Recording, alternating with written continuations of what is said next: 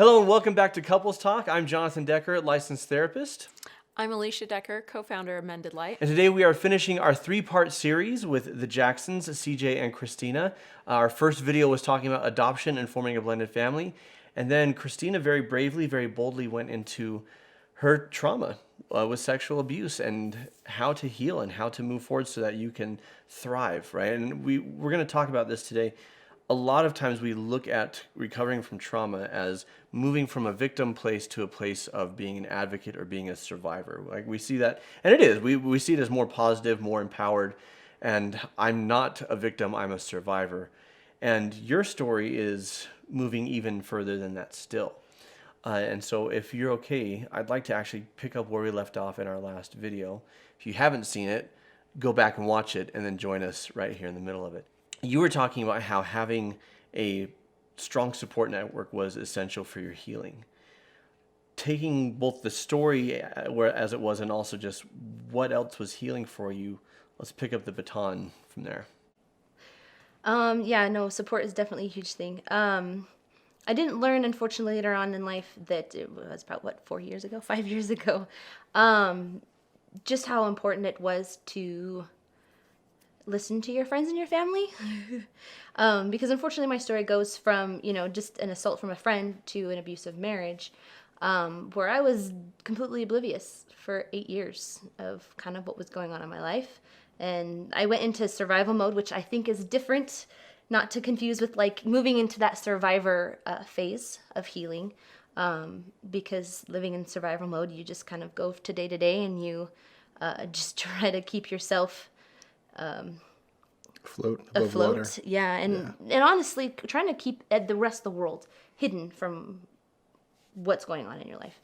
And so after all of that happened, kind of the support from CJ was a huge thing in me getting out of that terrible situation that I was in.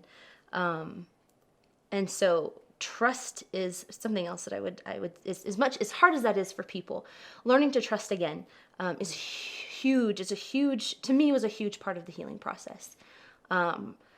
Because CJ, I knew him before, and he hadn't changed in any way in the 10 years. It's like since I knew him in college, he hadn't changed at all, which was comforting to me. I found comfort that he was the same person. Let's say personality that I left. Yeah, I mean, he grew up obviously, and but he was still he was consistent. Less hair, more maturity. Yeah. See.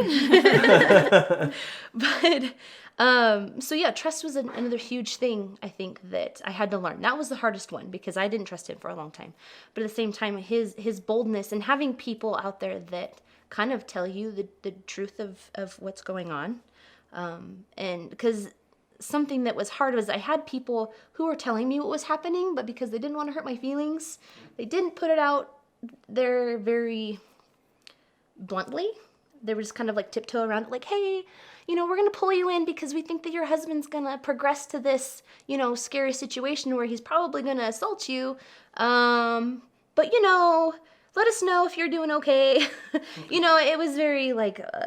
Because her husband was very... I mean, there's that, obviously, original event we talked about, but her husband was very emotionally, mentally, sexually abusive, too. Like, he kind of used that event almost as a springboard into his own trauma on her, not his own. I mean, and so... Because he felt like he needed to have control. He wanted that kind of control over her that this man had, which is a whole sick... Yeah. But, so that was...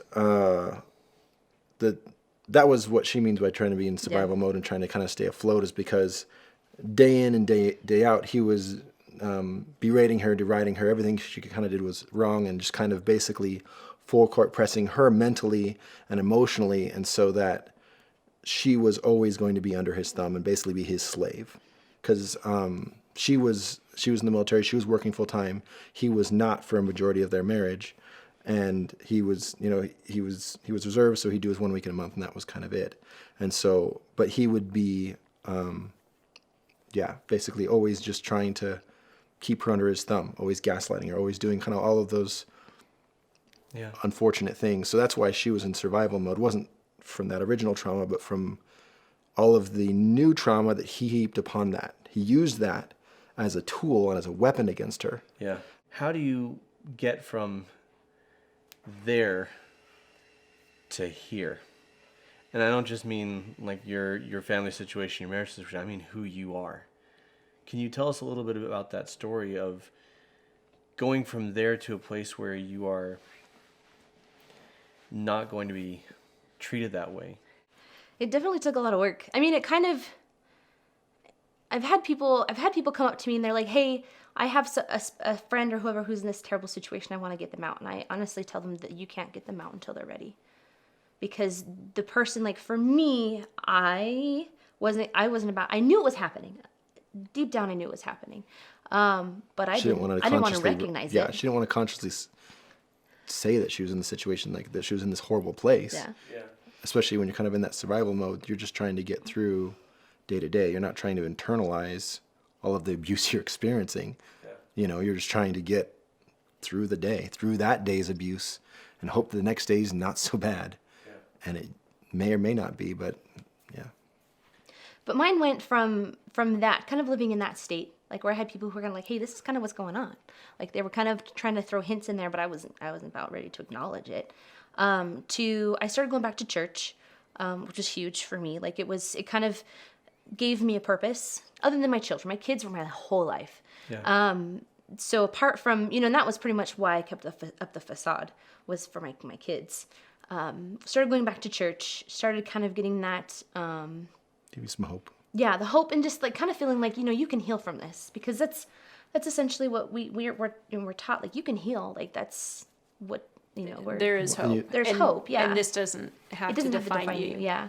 And so it went from that to kind of starting to listening to the things that people were telling me, to reaching out to somebody that I trusted and being like, "Hey, this is what's happening." And he was just like, "No, that's not normal." And just kind of calling it what it was. I mean, it still had to take me being willing to hear it. But it also helped that I had somebody that I could trust, that I was like, "This is what I'm living in. Yeah. How do you see this? Like, is this normal? Is this normal?" Yeah. And once you have the realization that it's not, and all the things that you had deep inside that you kept pushing down, once they fought their way to the surface and couldn't be denied anymore, how do you take the next steps? I was very reluctant, actually. It was all kind of taken out of my hands. I'd probably still be in the same situation if things didn't happen the way they did. I told my therapist what was happening. I told her, "Hey, my husband at the time, he assaulted me. He sexually assaulted me, and I can't come back from this." And she says, "Well, I'm a mandatory reporter, and this is what we're doing," and everything. And so she went to my supervisor. She went to my chain of command, which is like my commander, who is essentially the person over the entire clinic, the officer over the entire clinic. And so it went, I felt like I had the rug thrown out from under me, and I was just like, "Oh crap." Here we go. And then we had somebody who worked in the clinic. He used to be security forces, which is cops, and who had similar situations before as a cop. And he's like, "Okay, we're moving you out.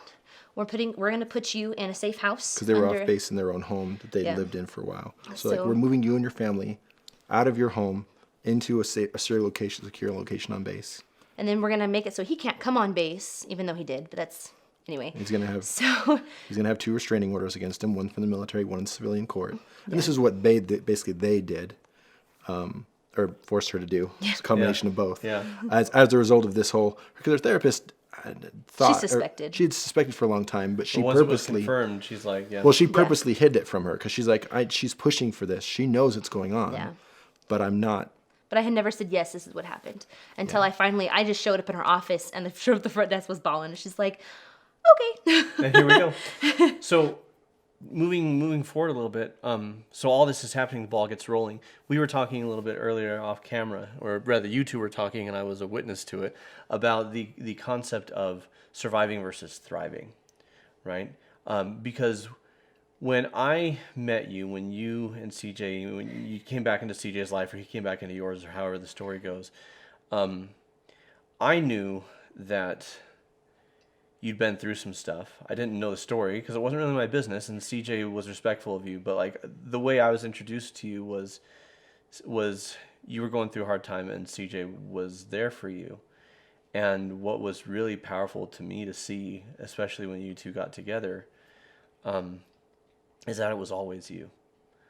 Like even the time that you two were apart, like CJ was always gonna, it was always gonna be you. You were the one who had his heart, you know. He still gives me a hard time for it. Yeah. 10 years is a long time to wait. When I met you, I met Christina. I didn't meet trauma survivor, trauma victim, and granted, most people don't like wear that on their sleeves or whatever, but you were working through a lot of stuff behind the scenes, but you were a whole person. You know, you weren't, I never ever read you as, oh, she's broken. Like I read you as powerful and compassionate, and just, I saw you, and I still see you. I mean, in this conversation today, I'm learning things that I never knew, because this doesn't define you. It's part of your history. It's part of your strength, and I know you use what you've been through to help other people, but it doesn't define you. Can you tell us about getting to that place? Yeah, I mean, a lot of therapy. Yeah. A lot. I mean, I've been, it's, pretty consistent. But I mean, it was also just kind of coming to terms with, I've read a lot of books. Mm-hmm. I've done a lot of, self-searching, like figuring out, and a lot has to do with him. He has probably been the main reason for my success. Like when we got together, he's like, hey, you used to like to draw. I just went and bought you like 100 and something colored pencils. Let's go draw something. Or, hey, you used to like to do photography. Or like we used to, like, hey, I'm going to go. He like pushed me to do things that he knew that I liked to do. The old me that I considered the old me. Yeah. And so he was very encouraging. He wouldn't, the broken thing was not a thing. He's like, because I'd be like, I'm broken. He's like, no, you're not. He's like, would God make something broken? Like, no. So I like to call it I'm perfectly imperfect. Yeah, which is a good way to look at it. Because, and he is very positive and optimistic, and so the whole negativity thing didn't fly for very long. Yeah. And so I was like, well, hey, yeah, I know this sucks, but, let's look at this in a positive light. Yeah. And also, but there's still days that are terrible, and he's just like, hey, you know what? Maybe you should go take a nap. Maybe you should go take some of your ashwagandha and go somewhere else. Not that I told her to be alone, but she just needs a break. We have 4 kids. Yeah. They're pretty young. Sometimes she just needs a break from, the kids, or we need to break away or whatever. It's not, go away from me because you're sad. Just go it's more find yourself. You're having take the time to recenter. With every single experience you had, you said, I didn't want to recognize that. Like I didn't want to internalize it. Like I didn't want to, you were willing to say, this is my fault, my problem, I created it, I did it, instead of saying, no, someone hurt me, someone used me, someone abused me. And so I think that's a very true principle that everyone who's experienced something like that can apply to their life, of that first step of recognizing for what it was, and then looking for the support and the help, and to continue looking for that support and the help. And sometimes when you looked for it, it was there, and other times it wasn't there, but you kept looking, and then you took the lessons and you learned from it. And then what you were just talking about of, especially creative things, that self-expression, right? Because what happens when we experience trauma, when we go either into the second stage of fight or flight or fawn, which it sounds like what you experienced was more the fawning, like I'll just do what you tell me to do. Yeah. And that's like a second stage response of what our nervous system does, but it shuts down other parts of our brain, and that's why we disassociate. That's why it's like, well, there was the old me and there's the me now. And that's also why we feel like we're broken, because we remember what it was like, before then. And so doing all the things that you're doing, those are the keys for everyone. And that self-expression helps get both sides of the brain back online, and to work together the way it's supposed to. And it's incredibly healing. Well, this was I trust for people who are watching this, like this is helpful and powerful. And the simple fact is, you said you did a lot of therapy, you read a lot of books. There's no way that even in these couple segments, we're going to cover the breadth and the depth of the healing experience. Alicia and I, we're dedicating our lives to trauma healing. We have programs, we have counselors, this is what Mended Light is. It's helping you heal so that you can let your light shine again. And so we want to thank you both for being part of this journey with us today. I want to encourage you at home, if you're digging this channel, digging what we're doing, know somebody who's going through this, to share these videos. Please, if you're going through something traumatic, or if you have tips or things that you've learned that are helpful in your journey, we want to hear about them in the comments below. If you need extra support, mendedlight.com. Go check us out and reach out. We're here for you. If you somehow stumbled into just this third video, there's 2 other videos with this amazing couple. Go back from the beginning and then go all the way through it again. But seriously, if you feel like your light is broken, that it can't shine to the world anymore, it can. We have a wonderful example right here. You guys are freaking inspiring. Thank you for being here. We need your light. Let us help you.